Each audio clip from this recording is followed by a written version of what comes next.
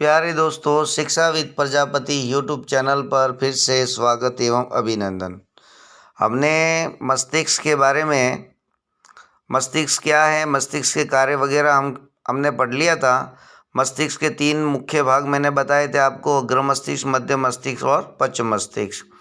हमने अग्र मस्तिष्क के बारे में पूरा पढ़ लिया था।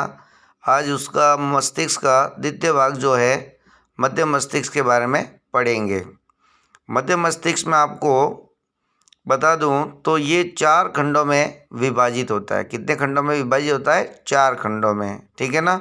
और प्रत्येक खंड को कॉर्पोरा क्वाड्रिजेमिन कहा जाता है। 2 बातें याद रखना, 4 भाग है मध्य भाग के।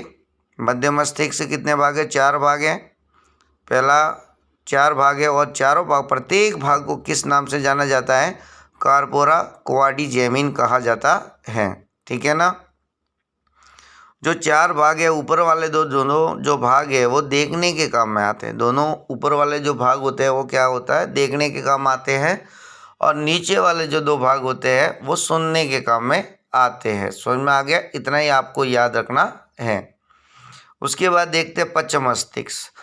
पश्च मस्तिष्क का जो निर्माण होता है ना, वो 3 भागों से होता है। जैसे पहला अनुमस्तिष्क, पोन्स और मेडुला या मध्यांश, ये तीनों भागों से मिलकर पश्च मस्तिष्क का क्या होता है? निर्माण होता है। समझ में आ गया होगा, ठीक है ना। तो पहले पढ़ते हैं अनुमस्तिष्क। जो अनुमस्तिष्क है, हमने सबसे पहले पढ़ा था कि मस्तिष्क का सबसे बड़ा भाग कौन सा होता है? प्रमस्तिष्क होता है।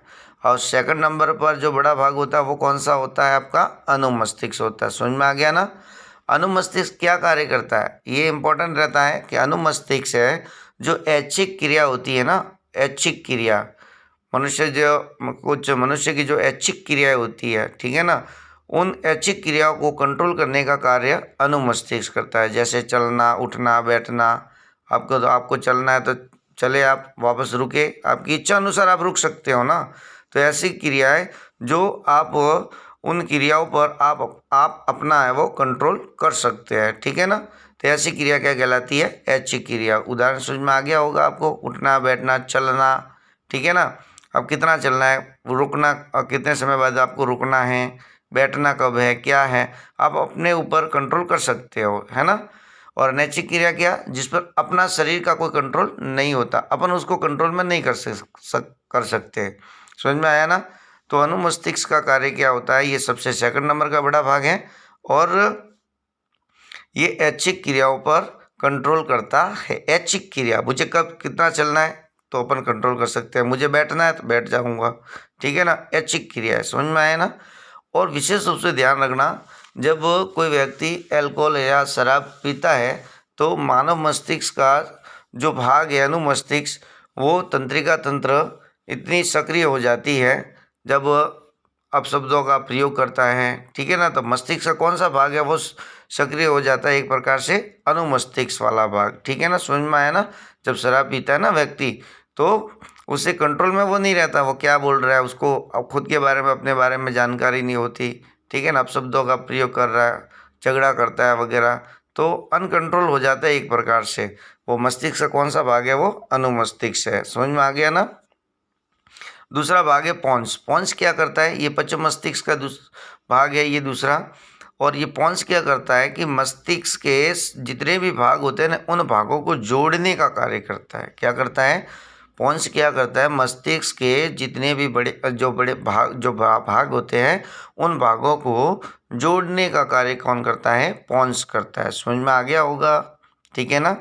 मैंने बताया पश्च मस्तिष्क, पश्च मस्तिष्क का निर्माण अनुमस्तिष्क, पोन्स और मेडुला या मध्यांश तीनों मिलते हैं ना, मिलकर पश्च मस्तिष्क का निर्माण करते हैं। समझ में आ गया ना। अनुमस्तिष्क के बारे में पढ़ा, ये सेकंड नंबर का बड़ा भाग है। ऐच्छिक क्रिया को कंट्रोल करता है। ऐच्छिक क्रिया कौन सी, वो भी मैंने आपको बता दी है। पोन्स क्या करता है? ये सब मस्तिष्क के विभिन्न भागों को जोड़ने का कार्य करता है। और मध्यांश जो होता है, तीसरा भाग, ठीक है ना। अगर पश्च मस्तिष्क का तीसरा भाग कौन सा? आपका मध्यांश या मेडुला। ये क्या करता है? अनैच्छिक क्रिया जो होती है, अनैच्छिक क्रिया जिस पर अपना कंट्रोल नहीं होता है, जैसे पाचन, श्वसन, उत्सर्जन, ठीक है ना। हम कंट्रोल नहीं कर सकते। हृदय का धड़कना बंद हो जाए कि 2 घंटे तक आप बंद कर सकते हो? नहीं। स्वतः पाचन, ठीक है ना, आंखों का पलक है वो झपकना, ये स्वतः हो जाती है। कोई खट्टी वस्तु या इमली वगैरह कोई खा रहा है तो मुंह में क्या लार आ जाती है, स्वतः ही आ जाती है ना। उस पर कंट्रोल अपन नहीं कर सकते। तो ऐसी क्रिया क्या कहलाती है? आपके अनैच्छिक क्रिया कहलाती है। और अनैच्छिक क्रिया को कंट्रोल करने का काम कौन करेगा? मेडुला या मध्यांश। समझ में आया होगा आपको। उसके बाद में अंतिम जो भाग होता है ये मस्तिष्क का, ये किससे जुड़ा रहता है? अपने मेरुरज्जु से जुड़ा रहता है। किससे जुड़ा रहता है? मेरुरज्जु से, ठीक है ना। तो मेरुरज्जु क्या होता है उनके बारे में भी देख लेते हैं कि मेरुरज्जु की जो लंबाई होती है वो लगभग 45 सेंटीमीटर है, वो लंबी होती है। कितनी होती है लंबाई में? 45। और ये मेरुरज्जु का कार्य क्या पूछा जा सकता है 1 नंबर का? प्रतिवर्ती क्रियाओं को कंट्रोल करने का कार्य करता है, ठीक है। प्रतिवर्ती क्रिया क्या? जैसे आप चल रहे हो, अभी आपके पैर में कांटा चुभ जाए या गर्म वस्तु के आपके हाथ लग जाए तो आप क्या करते हो? आप उस वस्तु से हाथ को अपना हटा लेते हैं। या पैर में कांटा चुभा है, ठीक है ना, कांटा चुभा तो आप क्या कर लेते हो? उस पैर को, जहाँ कांटा चुभा है उस पैर से, उस कांटे से अपन हटा लेते हैं, ऊपर उठा लेते हैं, ठीक है ना। ऐसे ही करते हो प्रतिक्रिया, क्रिया के प्रति प्रतिक्रिया हो जाती है। तो ये कौन करता है कार्य? मेरुरज्जु करता है। मेरुरज्जु के बारे में कितनी बातें बताई? एक तो 45 सेंटीमीटर लंबी होती है और प्रतिवर्ती क्रियाओं को प्रतिवर्ती क्रिया को कंट्रोल करने का कार्य करता है। और सूचनाओं के लिए, सूचना लेके जाना, लेके आना, एक सूचनाओं का विनिमय, आदान प्रदान करने के लिए एक प्रकार का रास्ता है, वो रास्ते का निर्माण करता है, अर्थात एक पथ का निर्माण करता है। यदि वीडियो आपको अच्छा लगे तो लाइक, शेयर, सब्सक्राइब करना ना भूले। Thank you. जय हिंद, जय भारत।